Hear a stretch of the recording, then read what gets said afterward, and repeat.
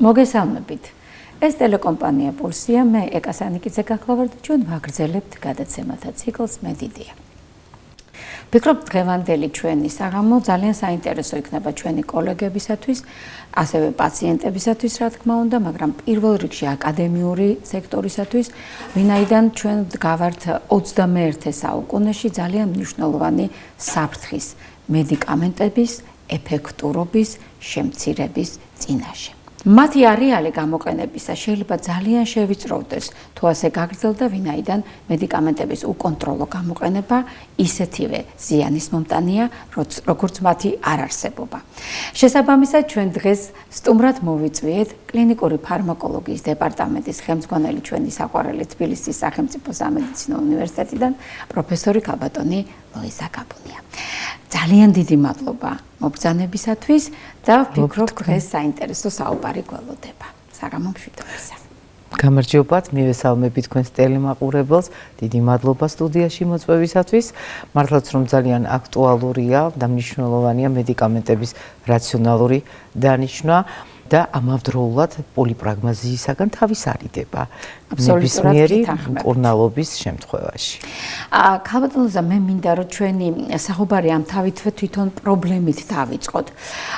იმიტომ რომ ჩვენთვის ძალიან კარგად არის ცნობილი, რომ ზოგჯერ პაციენტი მიმართავდა ხო, სხვადასხვა ჩივილით, სხვადასხვა სპეციალისტს იწყებოდა გამოკვლევა, დიაგნოზი ვერ დგინდებოდა და მე აღმოჩნდებოდა, რომ ის იღებდა სხვა სპეციალისტის მიერ სხვა დაავადების გამო დანიშნულ პრეპარატებს და შესაბამისად ეს იყო ან მათი გვერდითი ეფექტი, ან შესაბამისად პრეპარატების ურთიერთქმედების შედეგად წარმოქმნილი ესა თუ ის ჩივილი და უბრალოდ პრეპარატების მოხსნით, გადანაცვლებით, დოზების შემცირებით, ან რიგითობით, ან მიმდევრობის დაცვით ეს პრობლემა ხშირად გვარდებოდა. თუმცა სანამ ამას ესეთი ფართო ახსნა მიეცემოდა და მიხვდებოდა ჩვენი კოლეგების დიდი ნაწილი რასთან ჰქონდა საქმე, პაციენტი ფაქტობრივად ზარალდებოდა, მოდი ასე ვთქვათ, და შესაბამისად ამან გამოიწვია გარკვეული კვლევების დაგეგმა ამ მიმართულებით.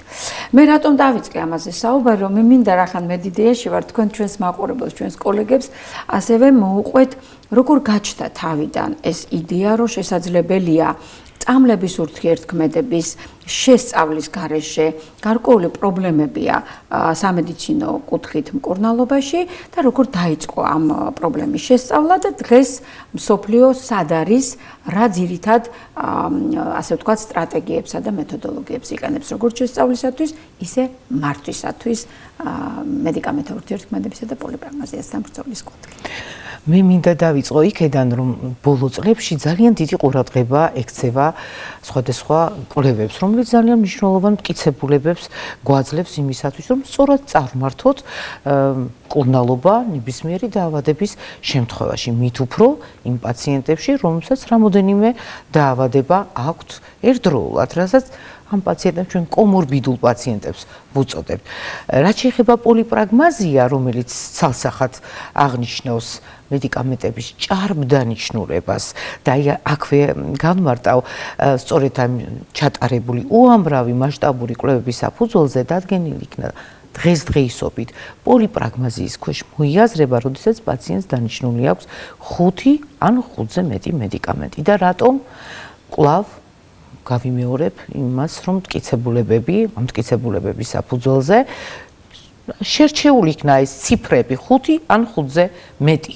ვინაიდან, როგორც გამოირკვა, როდესაც პაციენტს დანიშნული აქვს 5-ზე ნაკლები მედიკამენტი, გვერდითი ეფექტები, მათი ინტენსივობა, გართულებები დაახლოებით 4-6%-ია. თუ დანიშნული აქვს 5-ზე მეტი, 5 ან 5-ზე მეტი, აი ეს გართულებები წამლის მიერი, რასაც წამლის მიერ იატროგენიასაც უწოდებენ, დაახლოებით 25%-მდე იზრდება.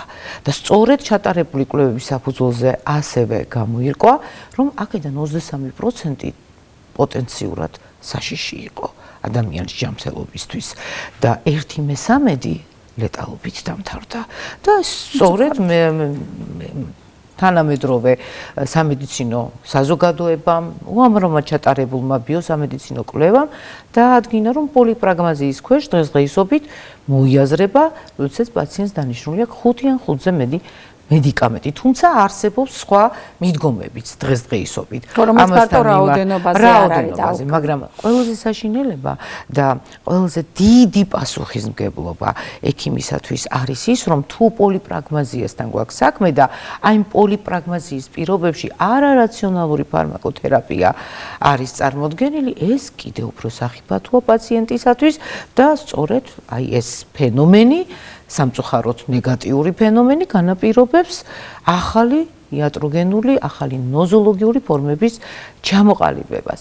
ანუ პოლიფარმაცია დაკავშირებულია უფრო ხშირად პოლიმორბიდიზმთან, ანუ რამოდენიმე დაავადების პოლიმორბიდიზმი, რაზეც თქვენ უკვე ისაუბრეთ, ქალბატონო ეკა, დაკავშირებულია პოლითერაპიასთან, აი მივიდა ერთ ექიმთან, ერთი დაავადების გამო, დაინიშნა ერთი მკურნალობის რეჟიმი, შემდეგ მეორე დაავადების გამო, შემდეგ მესამე და ასე შემდეგ.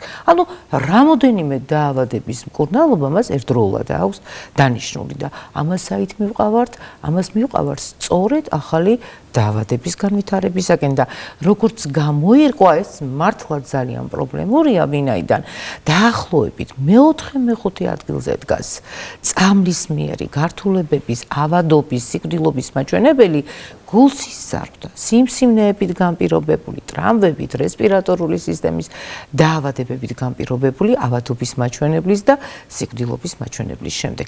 ანუ მინდა ვთქვა, რომ ეს არის ძალიან საყურადღებო და მნიშვნელოვანი.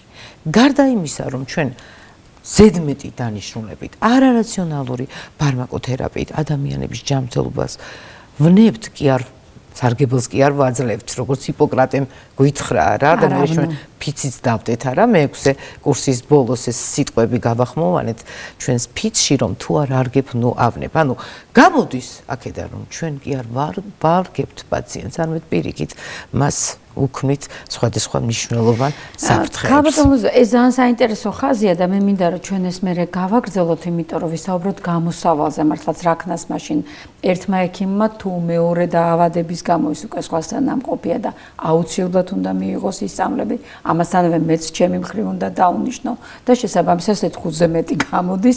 ამასთანავე თუ რაოდენობის გარდა გავითვალისწინებთ იმას, რომ შეიძლება რაოდენობა ნორმაში ჯდებოდეს, მაგრამ ურთიერთქმედება ამ წამლების ერთმანეთს ან ასუსტებდეს, ან პირიქით გარკვეულწილად გართულებებსაც კი იწვევდეს.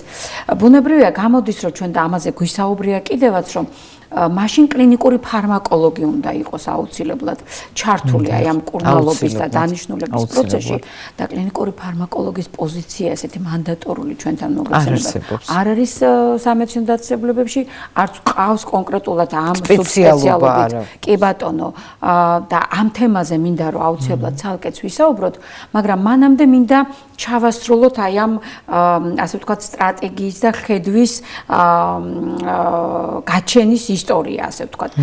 როგორ მოხდა საბოლოო ჯამში, ვის მიერ მოხდა გამოცხადება ამ პრობლემის მსოფლიოში, მასთან ბრძოლის რა სტრატეგიები არსებობს და საქართველოს ჯანდაცვის სამინისტროს და შესაბამისი სამსახურების პასუხი როგორია და სულთან რეგულაციის თვალსაზრისით, კონტროლის თვალსაზრისით, თუნდაც კოლეგების განსწავლის თვალსაზრისით რა კეთდება დღესდღეობით.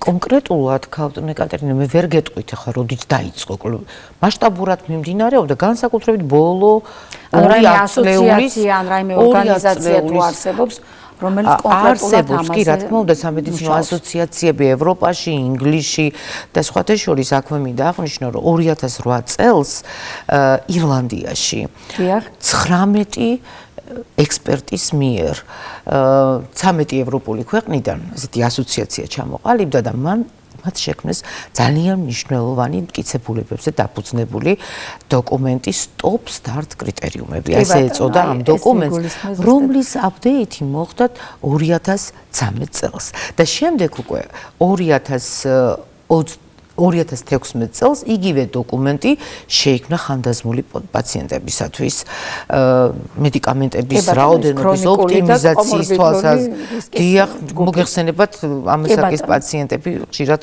კომორბიდულები არიან და მათ ენიშნებათ სწორედ სხვადასხვა მკურნალობა, რასაც პოლითერაპიას ვუწოდებთ.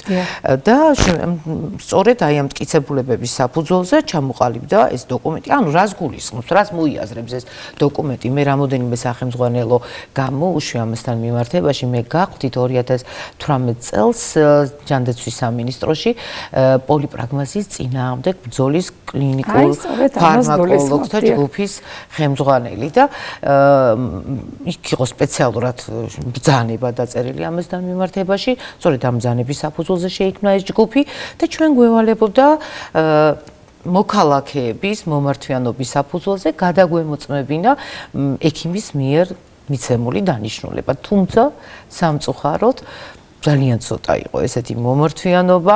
ერთის მხრივ გასახარი იყო, რომ ჩვენი პაციენტები ძალიან ენდობიან თავიანთ ექიმებს და მეორეს მხრივ, როდესაც ჩვენ უკვე დავიწყეთ ელექტრონულად ატვირთული რეცეპტების გადამოწმება, იქ იყო ძალიან მნიშვნელოვანი გადაცდომები.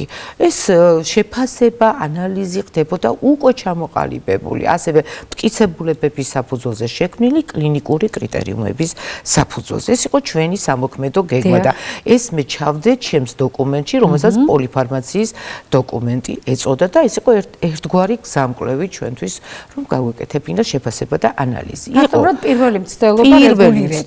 დიახ, რეგულირების სამსახურში ჯანდაცვის სამინისტროს. მაგრამ ვინაიდან ბრძანებაში იყო ხაზგასმით, რომ პაციენტების მომართვის საფუძველზე უნდა მოხდარიყო ეს გადამოწმება. ნუ ეს ჩვენ უკვე ჩვენი და რა თქმა უნდა ადმინისტრაციის მითითების საფუძველზე დავიწყეთ შემდეგ ამ ყველაფრის გაკეთება, რომ დაგვეფიქსირებინა. არის თუ არა ამ მიმართულებით რაიმე გადაცდომები. დიახ, რაღაც პატარა სტატისტიკური და კიდევაც შემდეგ ჩვენ ჩამოვაყალიბეთ. და ამას ეწოდება უკვე ფარმაკოეპიდემიოლოგიური კვლევა. იცით რა კი? რა თქმა უნდა, ეს იყო ერთ-ერთი ფარმაკოეპიდემიოლოგიური კვლევა. ნუ ეს პროგრამა გაჩერდა, გითხარით მიზეზი რაშიც მდგომარეობდა, თუმცა აქტუალობას ის არ კარგავს დღესდღეობით და წეგან დავიწყე და გარდა იმისა, რომ ჯანმრთელობას ვაზიანებთ ამით, არა რაციონალური ჭარბი დანიშნულებით, თვითონ მოსახლეობის, ქვეყნის დანახარჯები მედიკამენტებზე ძალიან იზრდება. ეხლა იქ კლინიკურ კრიტერიუმებში თუ ნებას მომცემთ, გავახმოვანებ ამ კრიტერიუმებს, როდესაც პაციენტებს, ერთ პაციენტს დანიშნული აქვს ერთი და იგივე ფარმაკოლოგიური ჯგუფიდან 2 ან 2-ზე მეტი მედიკამენტი, რა თქმა უნდა, ეს არარაციონალურია. მეორე, როდესაც პაციენტს დანიშნული აქვს ერთი და იგივე აქტიური ნივთიერების მოქმედი საწყისის შემცველი 2 სხვადასხვა დასახელების მედიკამენტი. მესამე, როდესაც დანიშნული აქვს შეუთავსებელი, სრულად შეუთავსებელი. ძალიან ბევრი მაგალითი არსებობს ამასთან მიმართებაში და ჩემს ახალ სახელმძღვანელოში, რომელიც მე გამოვეცი პროფესორ ქალბატონ ნანა გორგასლიძესთან ერთად, იქ არის ძალიან ბევრი მაგალითი, შემთხვევები, სწორედ აი ამ კრიტერიუმების საფუძველზე და კიდე ბევრი სხვა ძალიან მნიშვნელოვანი წყაროს გამოყენების საფუძველზე, თუ რომელი მედიკამენტები შეიძლება ერთდროულად გამოვიყენოთ, რომელი ტიპის პაციენტებში, რომელ ინდივიდუალურ პაციენტებში და რომელთა გამოყენება არ შეიძლება. ანუ შეუთავსებელი მედიკამენტების, დიახ, ეს იყო მესამე კრიტერიუმი. მეოთხე გახდათ, რომ არ შეიძლება 2-ზე მეტი ანტიბიოტიკის გამოყენება ერთი და იგივე შეყვანის გზით. და მეხუთე გახდათ საკვები დანამატის სამკურნალო რეჟიმში ჩასმა ექიმის მიერ, ვინაიდან საკვები დანამატი ეს არ არის მკურნალობა, ეს არის ჯერ ერთი ფუფუნების საგანი და ძალიან ძვირად ღირებულია და ჩვენ არა გვაქვს ინფორმაცია, არც ახლო, არც შორეული შედეგების თუ რა ზიანი შეიძლება მიაყენოს ჯანმრთელობას. უბრალოდ ამაზე შეიძლება ექიმმა მხოლოდ მიუთითოს და არა ჩაწეროს მის დანიშნულებაში როგორც სამკურნალო წამლოს საშუალება. თუმცა მეორეს მხრივ ეს ხო არ დაკარგავს შემდგომ რაღაცა იმ მონაცემებს, რომლითაც ჩვენ შეიძლება მივხვდეთ რატომ მოხდა ესა თუ ის გართულება, იმიტომ რომ შეიძლება სწორედ იმ საკვებ დანამატში შემავალ ნივთიერებებსა და სამკურნალწამლო პრეპარატში მოქმედა აქტიურ ნივთიერებას შორის ურთიერთქმედების გამო გამოვლინდეს რაღაცა გარკვეული სერიოზული ზიანი და მე ჩვენ მიზეზი ვერ ვიპოვოთ. ამიტომ ერთის მხრივ საინტერესოა მე როგორც კიდევ ერთხელ აღვნიშნავ რომ მაყურებლისთვის გასაგები იყოს რომ ჩვენ საუბრობთ არა მარტო რაოდენობაზე, იმიტომ რომ შეიძლება 2 იყოს მარტო დანიშნული ან 3 ნამდვილად არ აჭარბებდეს. მაგრამ შეუთავსებელი. მაგრამ აბსოლუტურად ერთმანეთთან შეუთავსებელი და უფრო მეტიც გარდა შეუთავსებლობისა წინააღმდეგ ნაჩვენები, იმიტომ რომ შეიძლება უფრო მეტად გამოიწვიოს მდგომარეობის გართულება. ამიტომ მინდა ახლა გადავიდეთ, ანუ რეგულირებასთან დაკავშირებით სამუშაო ისევ რჩება, როგორც მე ვხვდები, სასურველია რომ არსებობდეს ისევ პოლიპრაგმაზიასთან და ზოგადად ასე ვთქვათ კლინიკური ფარმაკოლოგიის განვითარების ასე ვთქვათ ჯგუფი რაღაცა, რომელიც გარდამავალ პერიოდში გარკვეულ სტრატეგიას ალბათ ან სამოქმედო გეგმას გაწერს, იმიტომ რომ ველოსიპედს გამოგონება არ უნდა ეს უკვე სხვა ქვეყნებში არსებობს და უბრალოდ ადაპტირებას მოახდენ საქართველოს, იმიტომ რომ საქართველოში სხვა პრეპარატებია შეიძლება რეგისტრირებული, სხვა ქვეყნებში სხვა და ჩვენში რაც შემოდის, ჩვენში რაც გამოიყენება და რა პროტოკოლებითაც საქართველოში ძირითადად მუშაობენ ჩვენი ექიმები, ალბათ ამ მედიკამენტებზე უნდა იყოს გათვლილი ის რეგულაციები. უბრალოდ მე მინდა აქ აუცილებლად აღვნიშნო ფარმაცევტული ბიზნესის როლიც, იმიტომ რომ ერთის ღმერთმა დაგვიფაროს რომ არ არსებობდეს ამ წამლების წარმოებელი და თან ხარისხიანი წამლების წარმოებელი ფარმაცევტული ბაზარი, მაგრამ საწარმოები და ბაზარი შესაბამისად, მაგრამ მეორეს მხრივ იმისთვის რომ გაიყიდოს რაც შეიძლება მეტი პრეპარატი, როგორც წესი ხდება ამ პრეპარატების რეკლამირება ისედაც და პაციენტის აგრესიული ნამდვილად და პაციენტი თავადაც ირჩევს ექიმის დანიშნულების გარეშე და სამწუხაროდ არის ხშირად ისეთი შემთხვევაც, როდესაც ექიმი როგორც კომბრძანე დაინტერესებულია დანიშნოს და ამიტომ ერთი და იგივე ჯგუფის 2 პრეპარატი შეიძლება ჰქონდეს სხვადასხვა ბრენდული სახელწოდებით დაუშვათ, რომ პაციენტი ზოგჯერ ვერც ხვდება, რომ სინამდვილეში 2 პრეპარატი ერთია და ის ამას იღებს. ამას შეიძლება რა თქმა უნდა ინტოქსიკაციაც გამოიწვიოს და შესაბამისად ლეტალური გამოსავალიც კი დადგეს. ამის შემთხვევები სამწუხაროდ არის და ამიტომ პაციენტის უსაფრთხოების თანამედროვე ასე ვთქვათ სტრატეგიებში ყველგან არის ერთ-ერთ პირველ ადგილზე მედიკამენტოზური უსაფრთხოება, რომელიც სწორედ უკავშირდება სწორედ ზედამხედველობას, ფარმაკოზედამხედველობას, ფარმაკოეპიდემიოლოგიას და ასე შემდეგ. აი ამ კუთხით მინდა რომ დაგვანახოთ პრობლემა როგორ შეიძლება დაბალანსება ერთის მხრივ იმ ფარმაცევტული კომპანიების მოზიდვა და მწარმოებლების, რომელსაც სასიცოცხლოდ მნიშვნელოვანი მედიკამენტების შემოტანა შეუძლიათ ქვეყანაში და მეორეს მხრივ შეჩერება, რა თქმა უნდა, მათი ზედმეტი გავლენის იცით, ჩემი აზრით და არა მხოლოდ ჩემი აზრით, პოლიპრაგმაზიის და არარაციონალური ფარმაკოთერაპიის წინააღმდეგ ბრძოლის 2 მნიშვნელოვანი სტრატეგიაა. შეიძლება 3-იც და შეიძლება მეტიც, მაგრამ აქედან დაახლოებით ძირითადს გამოვყოფ ერთი რომ აუცილებლად უნდა იყოს მარეგულირებელ, ანუ ჯანდაცვის სისტემაში, რომელიც პერიოდულად გადაამოწმებს ელექტრონულ რეცეპტებს სხვადასხვა სამედიცინო დაწესებულებებიდან, როგორც ამბულატორიული, ასევე ჰოსპიტალური. და ტენდენცია გამოიკვეთება უფრო ხშირად, და ამას არ უნდა ქონდეს სადამსჯელო, თქვათ, მიზანი, ეს უნდა იყოს დისკუსიის და განსჯის საგანი და რა თქმა უნდა ჩვენი ექიმები რასაკვირველია, რომ ის გაითვალისწინონ. კი ბატონო, კი მეორე არის პოსტდიპლომური გადამზადების პროგრამები, რომელიც აუცილებელი უნდა იყოს ნებისმიერი სპეციალობის, სუბსპეციალობის ექიმისათვის, მოგეხსენებათ ფარმაკოლოგია, კლინიკური ფარმაკოლოგია, ნებისმიერ ექიმს სჭირდება თავის პროფესიული ერთგვარი იარაღი ამისთვის. და მესამე თვითონ ექიმი თავში აღნიშნეთ თქვენ, როდესაც მოდის პაციენტი, აუცილებლად უნდა მისი ანამნეზი, მე როდესაც სტუდენტებს ვასწავლი და შევდივარ კლინიკური ფარმაკოლოგიის ლექციაზე მეცადინეობაზე, ყოველთვის ვეუბნები, რომ პირველ რიგში აუცილებლად ანამნეზი უნდა შევაწყო. რა ქონდა დაავადებები, რა მკურნალობა ჩაიტარა, რა მედიკამენტებს იღებს დღესდღეობით. ასევე ლაბორატორიული კვლევის შედეგები, დიაგნოსტიკის სხვადასხვა მეთოდების შედეგები, რომელიც ექიმს წინ უნდა ედოს, რომ სწორი დიაგნოზი დასვას, რაც აპრიორია ეფექტიანი მკურნალობის მიმართულებით და მეორე თვითონ ამ კონკრეტულ, რასაც წეგან საუბრობდით, პერსონალური მიდგომები, ამ შემთხვევაში იმ კლინიკური კრიტერიუმების გათვალისწინებით, იმ მნიშვნელოვანი მტკიცებულებების გათვალისწინებით შეუძლებელია, რომ ექიმმა დაუშვას რაიმე ესეთი სერიოზული ჯანმრთელობისათვის ზიანის მიმყენებელი შეცდომა. ანუ პაციენტის ბოლომდე შესწავლა და მხოლოდ ამის შემდეგ შესაბამისი მკურნალობის დანიშნა. კლინიკურ უნარებში ზუსტად ამას ვასწავლით ჩვენ ერთ-ერთ პირველს, რომ ანამნეზის შეკრების დროს მან უნდა დაიცვას ის სტანდარტული სქემა, სადაც ყველაფერი უნდა გამოიკითხოს, როგორც სამედიცინო ისტორია, ისე ცხოვრებისეული და პირველ რიგში უნდა გამოიკითხოს სწორედ რა მედიკამენტებს იღებს, რაზე აქვს ალერგია, ბოლო მოვლენები რა იყო და აი ზუსტად ექიმთან მოსვლამდე რა მედიკამენტი აქვს მას მიღებული და ამ სქემებს ჩვენ ესე სტანდარტულად უკვე ვასწავლით, მაგრამ რამდენად ხდება ცხოვრებაში ამის განხორციელება და რამდენად ხერ ხდება ამ ყველაფრის დაფიქსირება, ან რამდენად ახერხებს ექიმი გადაიაზროს, ხომ არ ექნება გარკვეული უკორეაქცია ან შეუთავსებლობა იმ პრეპარატებთან, რომელსაც მე თვითონ დანიშნავს. ეს კიდევ ცალკე საკითხია და ამასობაში ჩვენ მივადექით იმ კითხვას, რომელიც მე პრინციპში თავშივე დავსვი, რომ ჩავშალოთ უფრო კარგად. მოდით ვისაუბროთ თქვენი სახელმძღვანელოს როლზეც, დიპლომის შემდგომი განათლების როლზეც ახლა და ის სწორედ კლინიკური ფარმაკოლოგის პოზიციის და სპეციალობის მნიშვნელობაზეც.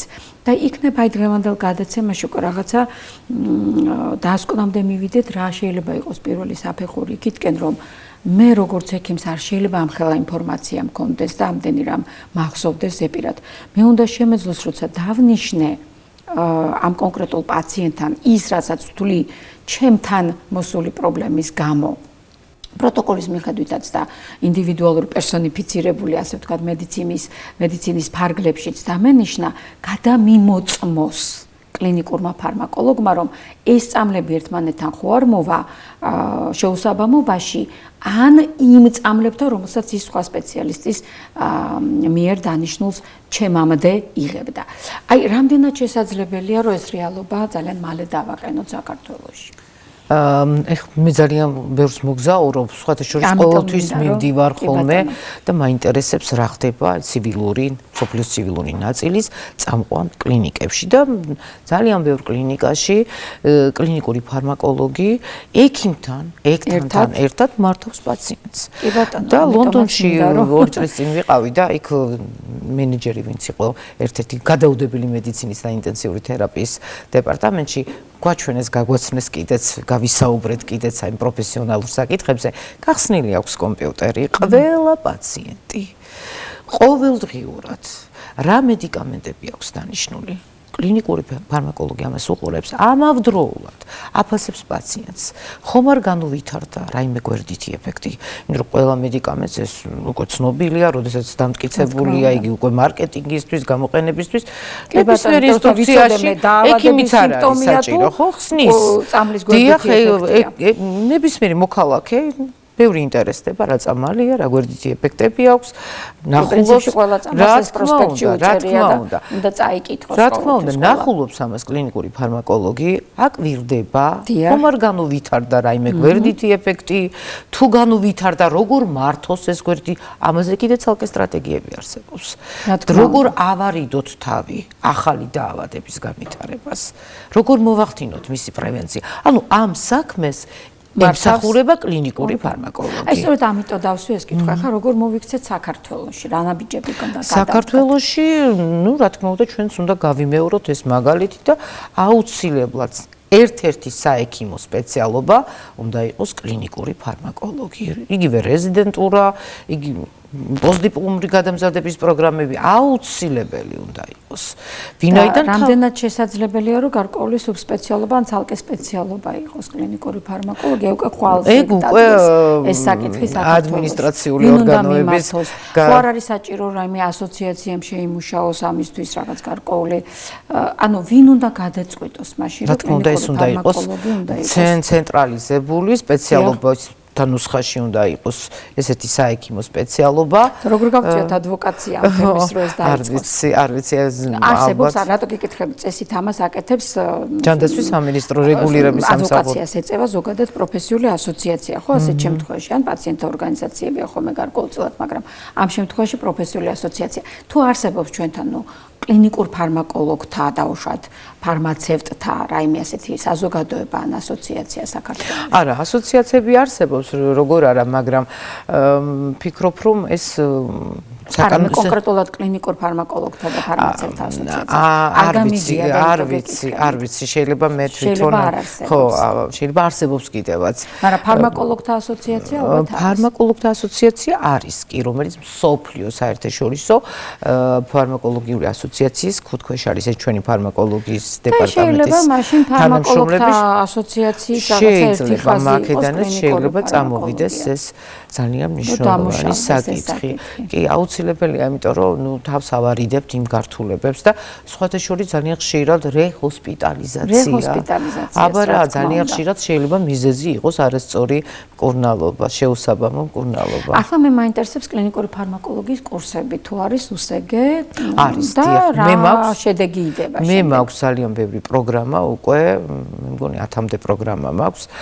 სხვადასხვა თვალსაზრისებით, სხვადასხვა მიმართულებით. დიახ, იქ ანტიბიოტიკებზე, იქ კი, სხვადასხვა თემა ძალიან მასშტაბურია. მედიკამენტთა ჯგუფების მიხედვით. რა თქმა უნდა, მაგრამ იცით რა, თუ ეს არ იქნა სავალდებულო, რა თქმა უნდა ტარდება და იმიტომ უსვამ ხაზს, რომ ეს უნდა იყოს აუცილებელი, სავალდებულო უნდა იყოს. აი ამ პროგრამაში კრედიტქულების მინიჭება. ძალიან სასიამოვნოა რა ჩვენ ახლა ამ კუთხით ვისაუბროთ, იმიტომ რომ მე ვფიქრობ ძალიან მონდომებული ალბათ ჩვენი სამინისტროც, რომ რაც შეიძლება ნაკლები იყოს, სწორედ ისედაც გვაქვს გართულებები, ასე რომ საკმარისია და მით უმეტეს არასწორ დანიშნულებასთან თუ პოლიპრაგმაზიასთან დაკავშირებული გართულებები რომ არ იყოს, მედიკამენტოზური უსაფრთხოება რომ დაცული იყოს, იმიტომ რომ პაციენტთა უსაფრთხოებაზე ბოლო წლებში ნამდვილად გამახვილდა ყურადღება და მე ვფიქრობ, მზაობა როცა არსებობს გადაწყვეტილების მიღების პირების, იქ ალბათ რომელიმე სოლიდურმა, ასე ვთქვათ, პროფესიულმა ორგანიზაციამ დამაჯერებელი სტატისტიკით, აი სწორედ ფარმაკოეპიდემიოლოგიის მონაცემების საფუძველზე ადვოკატირება რომ გასწიოს კლინიკური ფარმაკოლოგიის განვითარებისათვის, როგორც რეზიდენტურის კუთხით, ისე უსგ კუთხით და ასევე ნუსხაში შეტანისა და შემდეგ უკვე ამ პოზიციის მანდატორული არსებობის შესახებ, ასე ვთქვათ, დადგენილების თუ ბრძანების გამოცემის საფუძველზე ყველა კლინიკაში, დიდ კლინიკებში მაინც მე ვფიქრობ, რომ გარკვეულწილად საკითხი დარეგულირდება, იმიტომ რომ როგორც ეთიკის კომიტეტი აუცილებელი რომ ეთიკურ ჭრილში განიხილოს ესა თუ ის შემთხვევა, ასევე იქნება კლინიკური ფარმაკოლოგის სამსახური, რომელიც უბრალოდ რევიზიას გაუკეთებს დანიშნულებას და გვეტყვის, რომ კი ბატონო, შვენიერია შეგიძლიათ ან გვეტყვის, რომ აი ეს წამალი სასურველი ამასთან ერთად ან დოზაში ამცირეთ, ან ჩაანაცვლეთ, ან თანმიმდევრობა ჯერ ეს იმკურნალოს, იმიტომ რომ ეს ამასთან არ შეიძლება და ამას რო ჩაათავებს, მერე გადავიდეთ მეორე დაავადების მართვაზე. ეს ვფიქრობ ძალიან კარგად დამუშავებული თემებია ზოგიერთი მიმართულებით, მაგალითად საქართველოში ხა მე რაც ნამდვილად ვიცი, როდესაც მქონდა კომორბიდობა შიცის და ტუბერკულოზის ყოველთვის ისაზღვრებოდა თუ არ შეიძლებოდა ორივეს პარალელურად ყოფილიყო, ჯერ შიცი უნდა ყოფილიყო და მერე ტუბერკულოზი ნამკურნალები, ჯერ ტუბერკულოზი და მერე შიცი და ასე შემდეგ. ანუ იმის თქმა მინდა რომ ეს არ არის ხმთლად ახალი თემა, ჩვენ ყავს ძალიან ძლიერი ფარმაკოლოგები, ძალიან კარგი კლინიკური ფარმაკოლოგებიც თავისი ცოდნით და გამოცდილებით შეიძლება ოფიციალურად ეს სპეციალობა არ არის, მაგრამ რაღაცა არარეალური არ მგონია რომ ეს თემა მოგვარდეს. ამიტომ ახლა მე მინდა რომ თქვენ უბრალოდ გვესაუბროთ უშუალოდ თქვენი დამოკიდებულება როგორც პროფესიონალის, როგორც სპეციალისტის, როგორც დეპარტამენტის ხელმძღვანელის ჩვენი კოლეგების განსწავლასთან მიმართებაში. აი კონკრეტულად რა შეიძლება ხვალ დაუშვათ რომელიმე დარგის მე ასოციაციების კოორდინაციაზე ვსაუბრობ, რომელიმე დარგის მიმართ დაუშვათ კარდიოლოგითა ასოციაციამ მოგმართად და კარდიოლოგიაში კლინიკური ფარმაკოლოგიის ძირითადი, ასე ვთქვათ, პრობლემები, ჩვენ როგორც ვეძახით, გამოწვევები და მასთან ბრძოლის მეთოდები. რამდენად არის ეს დამუშავებული საკითხები და რამდენად არის შესაძლებელი, რომ აი თქვენი სახელმძღვანელოების, ან იგივე თქვენი პროგრამების საშუალებით უკვე თანამედროვე თაობა, რომელიც სწავლობს ამას შესაძლებელია, მაგრამ ვეღარ იყენებს საქართველოში მოღვაწეობს აი ამ რეგულაციების არარსებობის გამო, ყოველ შემთხვევაში პრაქტიკაში განახორციელოს უკვე ეს იმ სოდნის საფუძველზე, რომელსაც უწყვეტი სამეცნიერო განათლების ფარგლებში მიიღებს და სერტიფიკატი ექნება, რომ ასე ისწავლა და ამიტომ დაგეგმა დაუშვათ კურნალობა ასე. ანუ სამართლებრივად გაამართლებს თავის ქცევას. დიახ, გასაგებია თქვენი კითხვა. უბრალოდ მე მინდა ხაზგასმით აღვნიშნო, რომ თბილისის სახელმწიფო სამედიცინო უნივერსიტეტის პოსტდიპლომური განათლების და განვითარების ინსტიტუტი ძალიან მნიშვნელოვნად ზრუნავს ამ მიმართულებით და დიახ, აი ეს თქვათ მიმართულებები მე ძალიან ხშირად მქონია შეხვედრა ბატონ ზაზაბოხუასთან, რომელიც თქვათ მაძლევს, აი ჯობია რომ თქვათ თქვენ აი ამ ასოციაციასთან ერთად აი ამ კუთხით პოლიპრაგმაზიის, კლინიკური ფარმაკოლოგიის და მე რამოდენიმე პროგრამა მაქვს იგივე თერაპევტებთან, კარდიოლოგებთან გაიგოს და მოგმართონ. ანუ ყველა ანტიბიოტიკოთერაპიასთან ძალიან აქტუალური დღესდღეობით. ესე იგი ანტიბიოტიკოთერაპია. კი, კარდიოლოგიური და ოჯახის ექიმები, რომლებიც ასევე ყველა მიმართულებით იქ გაშლილია, თქვა სხვადასხვა ძალიან დიახ, კი ბატონო. ძალიან ბევრი პროგრამა, მაგრამ აი მთავარია რომ ეს იყოს აუცილებელი, რომ და რა თქმა უნდა, ეს უნდა იყოს მანდატორული. სწორედ მაგით მიმყავს საუბარი, რომ გამოდის, რომ ჩვენ გვაქვს სხვადასხვა მიმართულებით, ჩვენმა მაყურებელმაც, ჩვენმა კოლეგებმაც რომ გაიგონ სხვადასხვა კურსები და თუ ისინი დაინტერესდებიან, შესაძლებელია რომ გაიარონ ეს მომზადება. კი ბატონო. ახლა კი მოკლედ მოდით მოვიხილოთ, რა ძირითად პრობლემებზე აქცენტი გაკეთებული თქვენ სახელმძღვანელოებში. ჩვენ სახელმძღვანელოებში გაკეთებულია ძირითადი აქცენტები, ანუ რა გვერდითი ეფექტები აქვს მედიკამენტებს, რა მედიკამენტთა ჯგუფების გამოყენება შეიძლება ერთობლივად, რომელ პაციენტებში არ შეიძლება, იგივე ანტიბიოტიკებთან, იგივე კარდიოვასკულური დაავადებების სამკურნალოს, ანუ ჩაშლილია, განმარტებულია. ეს გარკვეული სქემების სახით არის. სქემების სახით, ცხრილების სახით არის წარმოდგენი, რეკომენდებული, არარეკომენდებული კომბინაციები. ანუ პროტოკოლებით არის ფაქტობრივად. დიახ, დოკუმენტია, გზამკვლევია და ეს ბოლო სახელმძღვანელო, რომელზეც მე თქვენ გითხარით, აქ უკვე ფოკუსირებულია ხანდაზმულ პაციენტებზე, 65+ ზემოთ პაციენტებზე და სხვადასხვა დაავადებების მიხედვით, რომელი პრეპარატები, რომელთან შეიძლება, ან არ შეიძლება გამოვიყენოთ და ეხლა მე თვითონ ექიმებთან მიმართებაში თავში გითხარით, რომ ერთ-ერთ კონფერენციაზე მტკიცებით მედიცინას ეძღვნებოდა იქ ქალბატონ ნინო ჭუმბურიძე, რომელიც გახლავთ ჩვენი წიგნის რედაქტორი, ძალიან დაინტერესდა ამ საკითხებით, ბატონი რამაზ ყურაშვილი და იქ დამსწრეს სამედიცინო საზოგადოება და სწორედ მაშინ დაიბადა ჩემში ეს თქვათ იდეა, რომ ეს წიგნი მომემზადებინა და ჩვენმა ჯგუფმა, ქალბატონ ნინოს ჩართულობით, ასევე ბატონ ლევან რატიანის ჩართულობით, რეცენზენტები, პროფესორები თამარ ყანდაშვილი, შემდეგში უკვე ბატონ დევით აბიძე და ასე შემდეგ, მათი ასეთი აქტიური გუნდური მუშაობით უკვე ჩამოყალიბდა ეს ფიქრობ, რომ ძალიან საინტერესო და ესეთი მნიშვნელოვანი სახელმძღვანელო გზამკვლევი, მოდით ესე დავარქვათ, რომ უნდა იყოს ფიქრობ ნებისმიერი ექიმის სამაგიდო წიგნი. ნებისმიერ შემთხვევაში შეუძლია ჩაიხედოს. პერიოდზე მაინც სანამ კლინიკური ფარმაკოლოგი გვერდით არ უზის და შესაბამისად თვითონ მოუწევს გადაწყვეტილების მიღება. ქალბატონ ლუზა, მე ახლა მინდა ვისაუბროთ ჩვენ მოკლედ პრინციპში ყველა ის მიმართულება დავფარეთ, რომელიც გვაინტერესებდა თვითონ პრობლემის არსებობა, მასთან ბრძოლის აუცილებლობა, გარკვეული ხარვეზები და გამოწვევები და ეგრეთ წოდებული ღრიჭოები, გეპებს რო ვეძახით ხომ, რომელიც არის რეგულირებაში შეიძლება და მართვაში და ძალიან მადვილად და მალე ვფიქრობ შეივსება, მაგრამ მე მინდა რომ ხა გარკვეული კონკრეტული მაგალითი წარვუდგინოთ უფრო გასაგები რომ იყოს ჩვენი მაყურებლისათვის კონკრეტული პრობლემის შემთხვევაში დაუშვათ მოვიდა ასაკიანი პაციენტი, რომელსაც გულის სერიოზული პრობლემებიც აქვს, პულმონოლოგიური პრობლემებიც აქვს, დიაბეტიც აქვს, თირკმელიც, ოფთალმოლოგიურიც და ბუნებრივია ყველა ექიმი კურირებს, ყველას მინიმუმ 2 პრეპარატი მაინც აქვს. დანიშნულდა საერთო ჯამში 10 პრეპარატი გამოდის. აი როგორ უნდა მოიქცეს და ამ დროს ეს პაციენტი საბოლოო ჯამში, იმის გამო ის რომ ქრონიკული პაციენტია და მოგეხსენებათ, სწორედ ქრონიკული პაციენტების ზედამხედველობა და მართვა უბნის მიხედვით მაინც პირველადი ჯანდაცვის თერაპევტის, ასე ვთქვათ, მხრებზე გადადის. ბოლოს მით უმეტეს როცა პენსიონერი აღარ აქვს შესაძლებლობა რომ კერძო მივიდეს და შესაბამისად თანხები გადაიხადოს. აი როგორ მოიქცეს ეს საბრალო პირველადი ჯანდაცვის ექიმი ამ შემთხვევაში. იცით რა ძალიან პრობლემურია. აი ძალიან კარგად შეფუთეთ ახლა ეს კითხვა, მაგრამ აი ნახეთ დღესდღეობით მე პირადად ვერ ვხედავ, თქვათ, რაღაცა ისეთი ოპტიმალურ, იმიტომ რომ ერთმა დაუნიშნა ჩათვალა რომ. ხო, თან ვენდობით იმ ექიმს ნობილი და კარგი სპეციალისტი.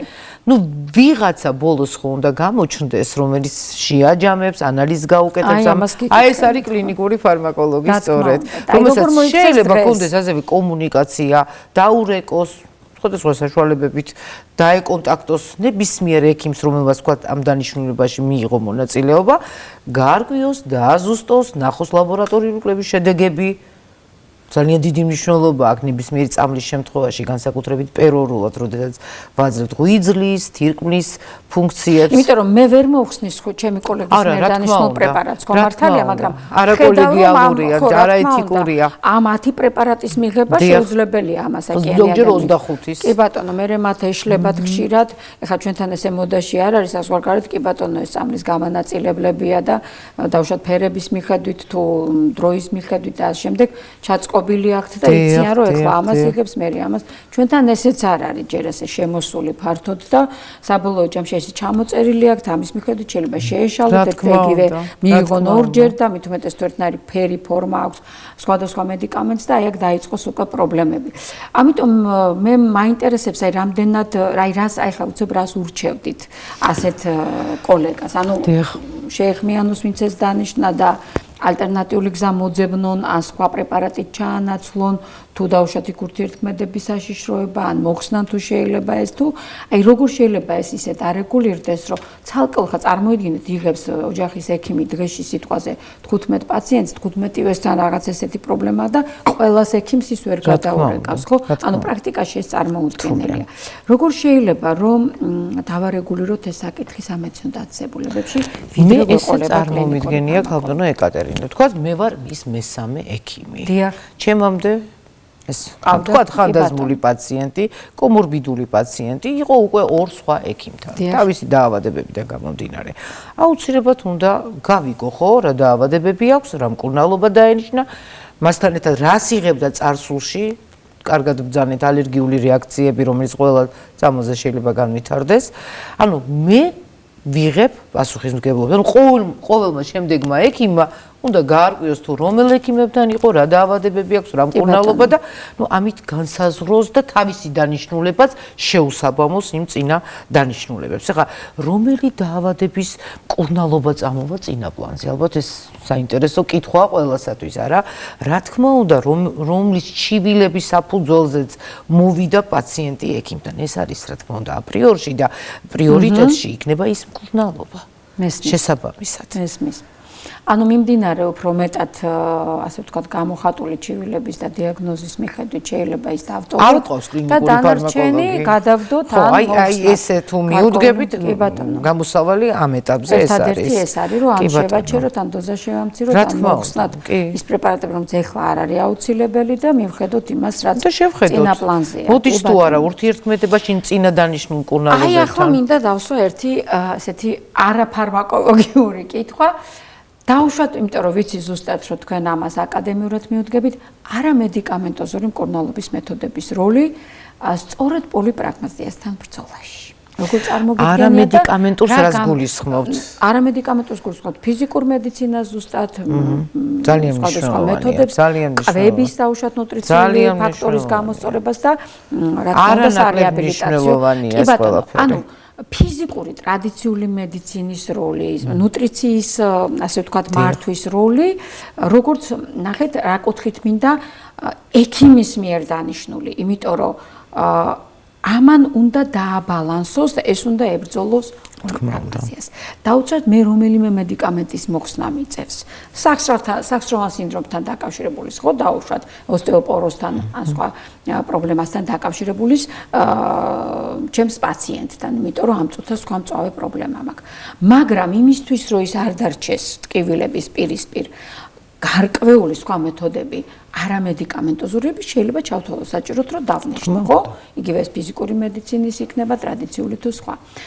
ანუ გამოდის რომ არამედიკამენტოზური მედიცინის ფიზიკური იქნება ის ტრადიციული თუ სხვა სახის მედიცინის ალტერნატიულს ვეძახით, დამატებითს ვეძახით და ასე შემდეგ, ასე რომ ტერმინებში რო არ ავირიოთ, ამიტომ ასე ჩამოვაყალიბებ.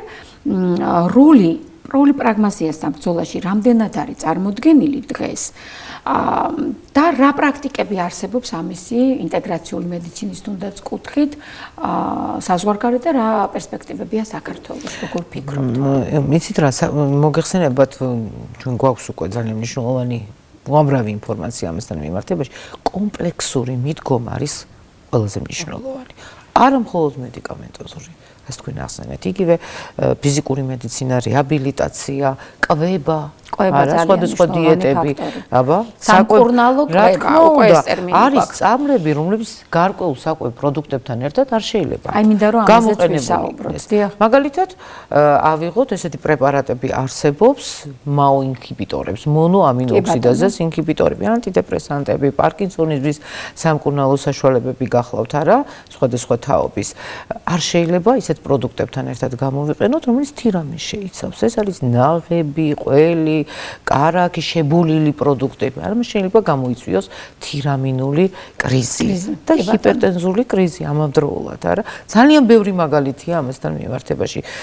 კი ბატონო, კვლევები დადასტურებული. ძალიან ბევრი. უფრო მეტიც არის გარკვეული კვება შეიძლება დანიშნოს. კვებით მკურნალობის შემთხვევები, განსაკუთრებით ნევროლოგიაში, ძალიან ეპილეფსიაში და ასე შემდეგ ძალიან ბევრი გრეიპფრუტის წვენი. კი ბატონო, გრეიპფრუტის წვენი. იგივე ასევე ფორთოხლის რისპერიდონი შედის, არა? ჰესპერიდონი შედის ორივეში, გრეიპფრუტის წვენში უფრო მეტი რაოდენობით, ფლავონოიდები, რომლებიც ურთიერთქმედებენ წამლებთან და საერთოდ ცვლიან მათ ბიოშეღწევადობას. კი ბატონო. და ეფექტებს, რა თქმა უნდა, შეიძლება ტოქსიურიც კი გახადონ. კი ბატონო. და აქედან გამომდინარე ზუსტად მაინტერესებს რამდენად შეიძლება რომ ნუტრიციოლოგთან ერთადაც დამუშავდეს დანიშნულება, იმიტომ რომ თუ სამწუხაროდ ექიმმა ეს არ აუხსნა პაციენტს, პაციენტმა შეიძლება თავისი ბრწყინვალე იყოს დანიშნულება ზუსტად მის დაავადებაზე, ჩივილებზე და კლინიკო-ლაბორატორიულ მონაცემებზე დაფუძნებული, მაგრამ სწორედ იმიტომ რომ არასწორი, ასე ვთქვათ, ამ შემთხვევისთვის საკვები მიიღო, მასთან მივიღოთ უარყოფითი ეფექტი, ეს ექიმის რეპუტაციასაც უნებს და არა მარტო პაციენტს სხვადასხვა. სულ ვამბობ ხოლმე, როდესაც ვიღაცა ექიმს ლანძღავს, იმიტომ რომ აი არასწორად დამინიშნა, უარესად გავხდი და ასე შემდეგ, სულ ვცდილობ ახსნა, არც ერთ ექიმს არ აწყობს, მოდი ეს სიტყვა გამოვიყენოთ უხეშად, რომ გაურთულდეს პაციენტი, სულ რო ყველანაირად მართლა სხვა მხრივ არ კონდეს პასუხისგებლობა, ხო, სამედიცინო მას ნამდვილად არ უნდა რომ გაურთულდეს და არც აწყობს რომ გაურთულდეს. იგი რაღაცა მოხდა, იმიტომ რომ ან არ იცოდა, ან ვერ მიაქცია ყურადღება რაღაც შეცდომასთან არის, ზოგჯერ დაუდევრობასთან დაკავშირებული და მე მაინტერესებს რამდენად არის იმის საშუალება, რომ თუ თვითონ გამორჩა ან არ იცის, რომელი საკვები პროდუქტები არ უნდა მიიღოს პაციენტმა ამ მედიკამენტებთან ერთად, ნუტრიციოლოგის კონსულტაციის გავლა რამდენად რეალისტურად მიგაჩნიათ ასეთ ცნობილ შემთხვევებზე მაინც. ნუტრიციოლოგის კონსულტაცია ძალიან მნიშვნელოვანია, მაგრამ ექიმმა თავად ფლობენ ამ ინფორმაციას. ხო, აი ეს ცოტა ისეთი რთული საკითხია, რამდენად ფლობენ, ვერ გიპასუხებ, მაგრამ თვითონ ექიმმა ეს კარგად უნდა იცოდეს. აი სწორედ ამიტომ რა თქმა უნდა, რომელ პროდუქტთან შეიძლება, რომელთან არ შეიძლება, K-ვიტამინი მაგალითად რომ ხო არის მცენარეული სხვადასხვა პროდუქტებსაც მაღალია და ანტიკოაგულანტების მათთან გამოყენება რას გამოიწვევს არა, თვითონ ექიმმა ეს მითითება უნდა მისცეს დანიშნულებაში.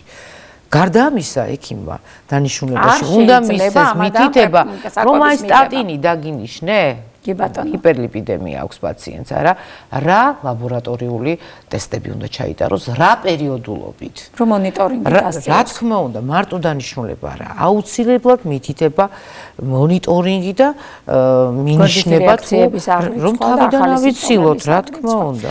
და აი აქ მივედით ბოლო თემამდე, რომელზედაც დღეს ვისაუბრებთ, იმიტომ რომ ჩვენი მიზანი დღეს იყოს ისეთი მიმოხილვა ამ საკითხის და არა სიღრმისეული გარჩევა, რომ გასაგები იყოს, იმიტომ რომ საკითხი ძალიან რთულია, დიდია და სუფთა სამეცნიერო ტერმინოლოგიით რო ვისაუბროთ, ცოტა გაუგებარი შეიძლება იყოს მაყურებლისთვის, მაგრამ დღეს ჩვენ უბრალოდ დავდეთ პრობლემები, რომელიც გვაქვს და ერთ-ერთი ასეთი გახლავთ სწორედ განსწავლის თემა.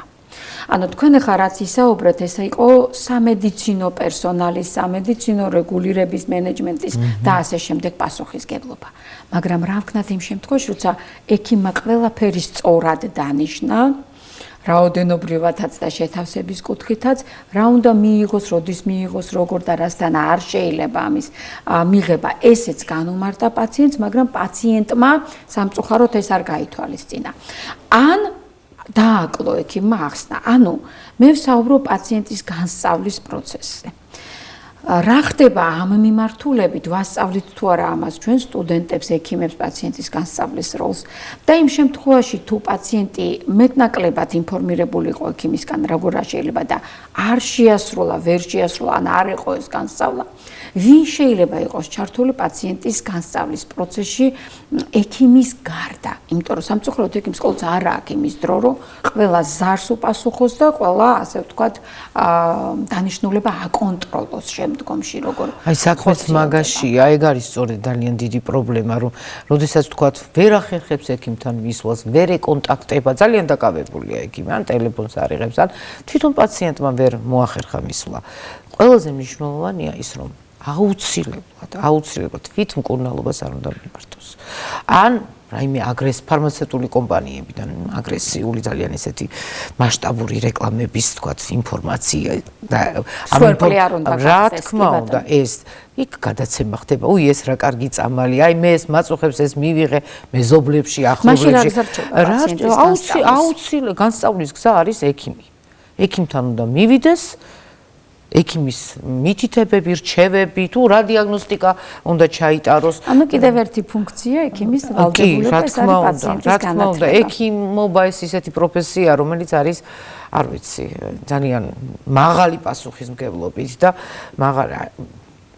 ძალიან რთული, რა თქმა უნდა. მაგრამ რეალობას რო თვალი გავუსწოროთ, ბევრი ექიმი ან დროის უქონლობის, ან ჩვევის უქონლობის გამო ან იმის გამო რომ მართლა სადაზღვოს დაუშვათ ან სხვა რაიმე პროგრამას ემსახურება და ინტერესი ან მოტივაცია რა აქვს, არ ატარებს ესეთ დეტალურ განსწავლით ჩვენ კომუნიკაციის უნარებს ვასწავლით და ვიცით ეხლა აღარ ჩავღრმავდებით ამას რამდენი განშტოება აქვს, რა მეთოდოლოგიები არსებობს და სხვა ფიზიკურად ვერ ახერხებს, რომ ნებისმიერი ტიპისთან პაციენტს დაბალი განათლების, მაღალი განათლების, ასეთი ერუდიციის, ისეთი ნაკითხობის თუ თუნდაც ენობრივი ბარიერის მქონე, თუნდაც ასაკობრივთან დაკავშირებული ან გარკვეული შშმ, ასე ვთქვათ, პირების შემთხვევაში, ანუ სხვადასხვა ტიპის პაციენტთან კიდევ სხვადასხვა კომუნიკაცია არის განსაზღვრული, ხო მართალია და ტექნიკები კომუნიკაციის და როგორ მოვიქცეთ იმ შემთხვევაში თუ პაციენტის განსწავლასთან დაკავშირებით ფაქტობრივად ჩვენ გვაქვს პრობლემა, არ ხდება პაციენტის არც მოსმენა, არც მისთვის სათანადო,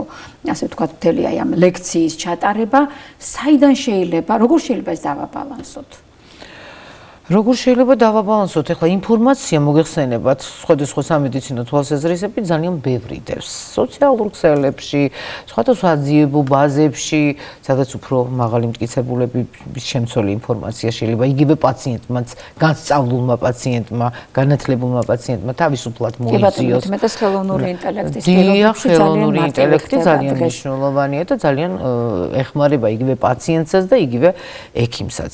ასე რომ მაგრამ რომელია იქიდან სწორი ინფორმაცია? აი როგორ განსაზღვროს? ამიტომ ექიმის გარეშე მაინც აი ამ პრობლემას პაციენტი ვერ გადაჭრის იმედი. და აი ჩვენ მივედით, მე მგონი ძალიან კარგი და დიდი მადლობა, რომ გამოდმებით აი ერთი და იგივე პასუხი გამეცით აი ამ კითხვაზე. ეს იმას ნიშნავს, რომ მაინც გამოდის, რომ ექიმის ვალდებულებებში, კომპეტენციებში როლი ეს განსწავლის უნდა უფრო გამახვილდეს ერთის მხრივ და მეორეს მხრივ ალბათ ის დატვირთვა, რომელიც აქ მოიხსნას, ჯობია 10 კი არ დავავალოთ პაციენტი მიიღოს დღეში მაინდა-მაინც პირობითად ვამბობ, არამედ 6 მიიღოს, მაგრამ მეტი დრო იყოს გამოყოფილი და შესაბამისად განსწავლა მოახერხოს და არ მოხდეს და მე ვფიქრობ, რომ როდესაც ჩვენ ხარისხის კონტროლის სამსახურებზე ვსაუბრობ და პაციენტთა კმაყოფილებას ვსწავლობთ, ესა უნდა გახდეს ესეც მანდატორული, რომ იქ ერთ-ერთი კრიტერიუმი უნდა იყოს, რამდენად დაგითმოთ სათანადო დრო და რამდენად მოგაწოდათ სრულყოფილი ამომწურავი ინფორმაცია, ანუ განსწავლა ჩაატარა თუ არა თქვენი და იმ შემთხვევაში, როდესაც არ მოხდება ექიმის მხრიდან პაციენტის განსწავლა, მით უმეტეს აი ესეთ მნიშვნელოვან საკითხებთან დაკავშირებით, იმიტომ რომ კიდევ ერთხელ ვამბობ, ალგორითმები შეიძლება გაკეთდეს, რომელ მედიკამენტებთან დაკავშირებით არის აუცილებელი ამა თუ იმ ინფორმაციის მიწოდება, რომ უბრალოდ პრევენცია მოვახდინოთ გართულების და მით უმეტეს ტოქსიური გართულებების და ლეტალურის და თუ არ მოხდება ექიმის მიერ განსწავლა და სწორი მითითებების მიცემა და ამას მოყვება სწორედ იმ პაციენტის უსაფრთხოების, ანუ მედიკამენტოზური უსაფრთხოების ნაწილის დარღვევა, გარკვეული პასუხისგებლობა არსებობდეს და ალბათ ეს მეტნაკლებად ფიქრობ, რომ ეს ძალიან მნიშვნელოვანია. დაალაგებს. ანუ ერთი მხარე არის განსწავლა ექიმებისაც და პაციენტებისაც პერმანენტულად. მესამე მხარე გამოიკვეთა რეგულირების როლი, რომ სახელმწიფო ამაში ასე ვთქვათ მაქსიმალური რესურსი ჩადოს, რომ ეს ყველაფერი გაწერილი ხელმისაწვდომი და რეგულირებული იყოს და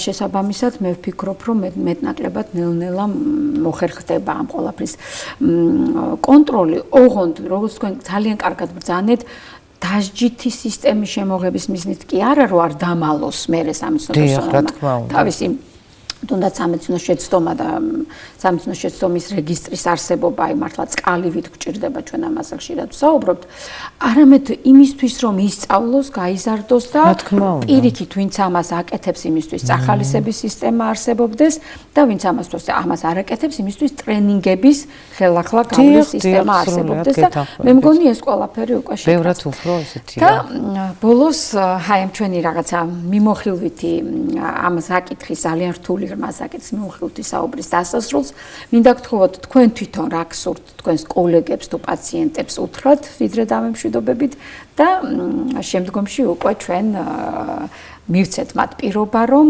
ცალკეული მათთვის საინტერესო თემების მიხედვით უკვე ჩავშლით კლინიკური ფარმაკოლოგიის ძალიან ბევრ საინტერესო და მნიშვნელოვან პერიპეტიას. რა ვიცი, ჩემს კოლეგებს და მთელ მოსახლეობას პირველ რიგში ახალი წელი მინდა მიულოცო და უსურვო ჯანმრთელობა, ბედნიერება, მშვიდობა, ჰარმონია, სიკეთე, სილაღე და ყველა საუკეთესო რამ რაც კი არსებობს ამ სამყაროში და ეხლა პაციენტებს მინდა უსურვო რომ იყვნენ უფრო ყურადღებიანი საკუთარი ჯანმრთელობის მიმართ პროფილაქტიკური სხვადასხვა ღონისძიებები, ჯანსაღი საკვები, ფიზიკური აქტივობა და მერე მედიკამენტები. რა თქმა უნდა თუ ის საჭიროა და თუ ის არის მხოლოდ სარგებელის მომტანი და არაზიანის მომტანი. ჩვენს ექიმებსაც მინდა უსურვო, რომ იყვნენ უფრო გულისხმიერები, პასუხისმგებლიანი და უფრო მეტი დრო დაუთმონ თითოეულ კონკრეტულ პაციენტს. როგორც ექნებათ ამის შესაძლებლობა და საშუალება. დიდი მადლობა.